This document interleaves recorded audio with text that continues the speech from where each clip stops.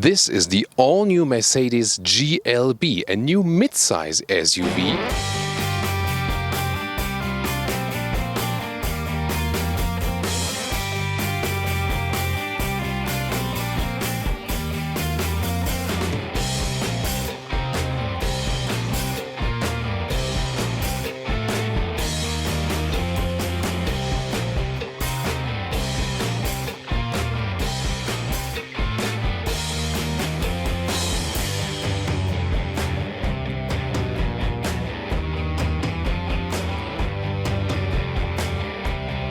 Headlamps, start still from halogen, optional LED, optional is the multi-beam LED. Here also interesting, this red vehicle here is the AMG-line.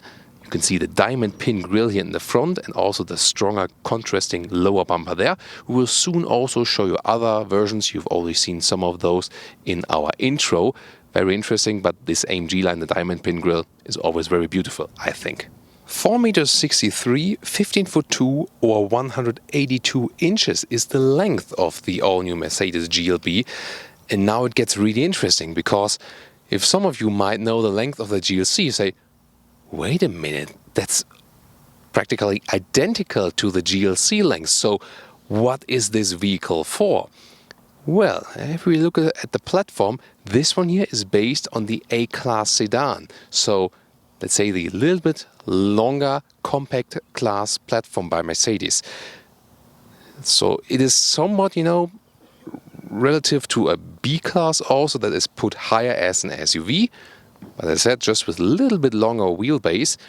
The exterior length then, yeah, somewhat similar to a GLC. Now to this rear side perspective.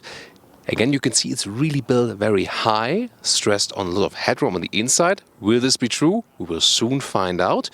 Then those tail lamps, they look identical to the one we see in the GLS or in the GLE.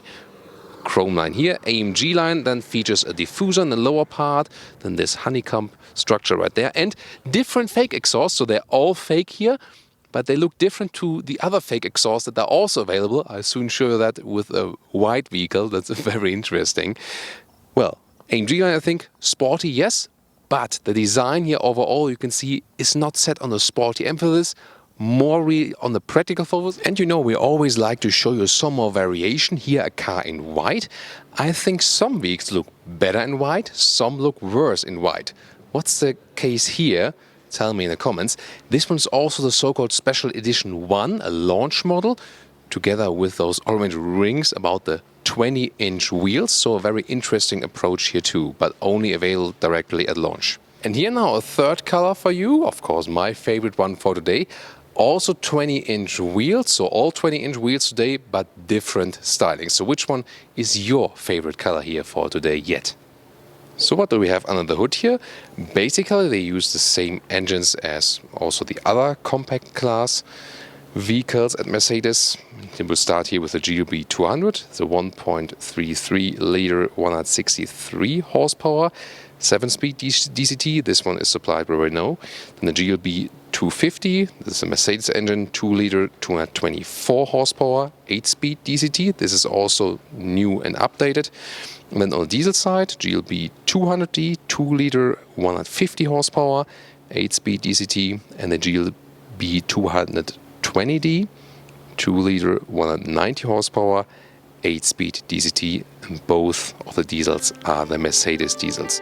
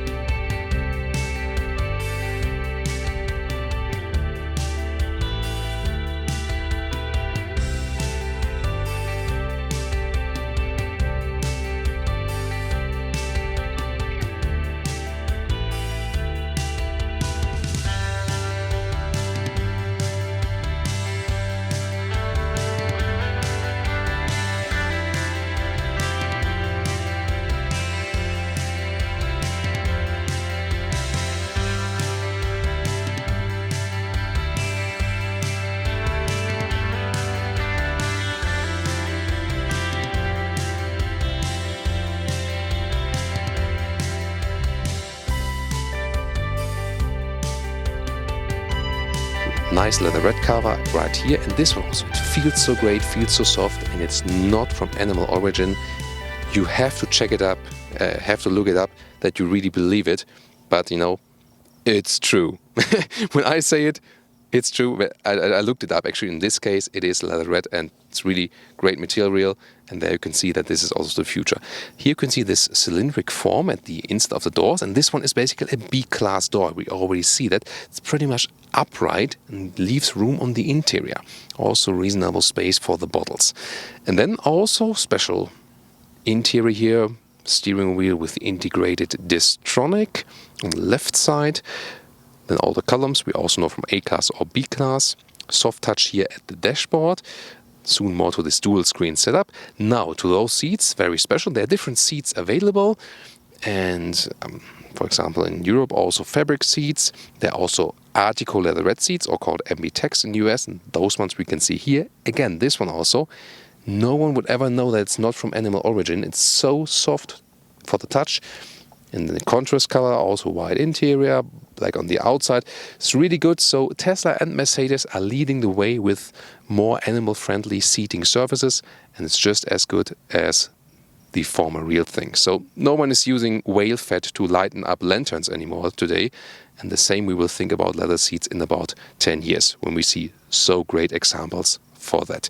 Also, what is available in the AMG line here, that you get dynamic microfiber on the inside, and this same leatherette here on the outside, that it will also be available. So pretty cool as for the first look. And let me get inside. And this GLB, I mean, it's already giving you an SUV feeling. Interior overview, we basically know this from the other compact class platforms, so the A-class, the B-class, CLA, and so on. You can see this dual screen setup, which is the biggest one that is available. And on the right side you also have a touchscreen, but you can still control it with the lower knob as well. And then you also have the new voice input. I can also give you a sample of that. On the left side then you can, for example, use your thumb here on those pads. Also for the right side you can use your thumb here, right and left thumb then overall. So different redundant methods to control everything. There's also a head-up display available, optional, and the new design element here is basically this one here, which looks somehow like a cylinder in aluminum style here in this case, next to those turbine vents, which also have ambient light inside. The climate unit is still somewhat manual with nice clicking sound. And in the lower part you have an inductive charging pad for your smartphone, some cup holders, then this touchpad where you can also write, for example, an address, but again, voice input is also possible. Hotkey to the GPS, for example. You can pick the different driving modes here as well. And then there's also an armrest, splits like this, and with two USB-C devices in there. Head-up display is an option, as I said. You can have the current speed, the allowed speed, and also some GPS info when a route is running. Here just very small to see, but good in your line of sight. And the digital instruments right there, top trim. You can have different functions for those. For example, you can also change the whole style of that. But I really like the classic one. But if you rather prefer it sportier, then you can have it like this. Infotainment system up close. Again, you can do it like this, or with the right thumb then at the steering wheel, or with the lower pad. All has the same effect. That's pretty interesting. Look at the GPS. The moment here, road, no map. We're in the middle of nowhere, so to say, in Utah. So all best greetings to our fans in the US. Therefore, we cannot see so much from that. But the resolution is pretty good. I can tell you that so far. When I connect my phone with the front part, there's also a CarPlay available.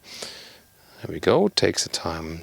There we go. So this is the CarPlay integration. So it goes not all over the place, but I think it's still okay somewhat. And then you can also activate the voice control at the steering wheel, or saying, "Hey Mercedes." How may I help you? But then the problem here is the online service are currently unavailable. So for the full capacity of the system, you need the online connection. Here in the middle of nowhere, that doesn't work. So this voice input, rather when you also have a good web connection, then to change temperature, set a driving route for the GPS and so on. But here again you can see the limitations when you are not online. Here the USB-C connector in the front, this is for the smartphone connection.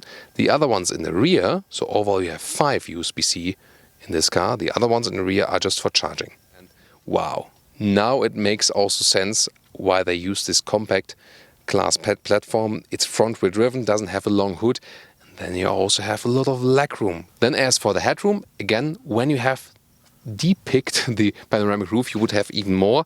This one here still does work. There's a little bit of room left above my head. Again, if you go for the fixed roof, you will have even more headroom. So what about the trunk area? You can open it like this here with a key, or also with a foot kick gesture right there. Works quite well. The length here is 90 centimeters and the height is about 40 centimeters. So, and then you can use everything this car has, and also some more variation here as for the interior in the brown styling, here also with some matte wood. I like that insert. And you see this B-Class style doors. So it's really a B-Class SUV, a B-Class put up. And another interior color for you here with the beige and black mix. You can also get this one here with Artico or Ambitex. You can see it right here. I think this bright style is also very nice. And now we are with the blue vehicle. Well, about the 7-seater setup, first of all here with the trunk. It's actually the same. Of course, you cannot go deeper down there, but you know, you would have, as I showed you earlier, the cover right here in this height anyway, probably. Unleash them here, first of all. Then you can use the second lash here to pull them up like this. And then there's also some, you know, very small trunk area left, but of course hardly any. What can I do in here now? When I have the 7-seater, there's a top lever right here. I can pull it one, and then I can directly also slide the bench forward like this. Yeah, this is the maximum setup. And well, getting inside then here is, well, it's hello right there. It's not too easy, but it works. So, and this is also making sense now that I can slide the bench, because like this here, now I can slide also backward, and yeah, like this, it would work. It's hard to see for you. So it does fit in that way. And now to our conclusion for today with the all-new Mercedes GLB. Well, it does not offer any rear-wheel biased all-wheel drive. It does not offer anything more than 4-cylinder engines, but it offers significantly more space on the interior, more height and more length at this very same exterior length if you compare it, for example, to the GLC. Just visually, to me, it's somewhat the successor of the GLK, which was not there anymore. However, it's also somewhat a smaller GLS and also a brother in length to the GLC. So a lot of different quotations, so to say. It fits somewhere in the lineup wherever, you know, you could also imagine lengthwise an SUV between GLC and the GLA. This one here, however, more said also that you can serve the Chinese market with 7 seats.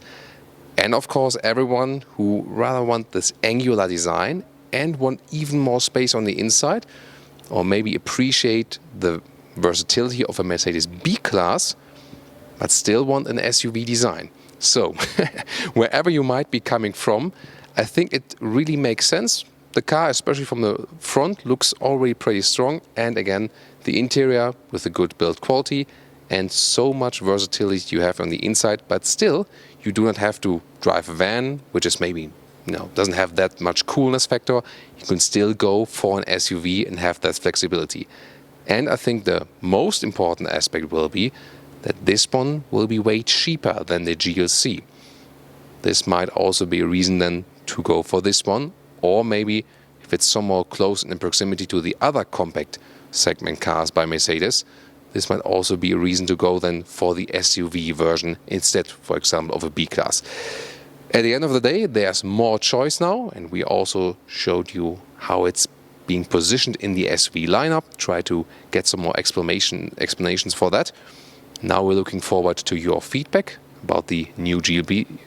Let's discuss it in the comments. Thank you so much for tuning in today, and also tune in when we can drive the vehicle.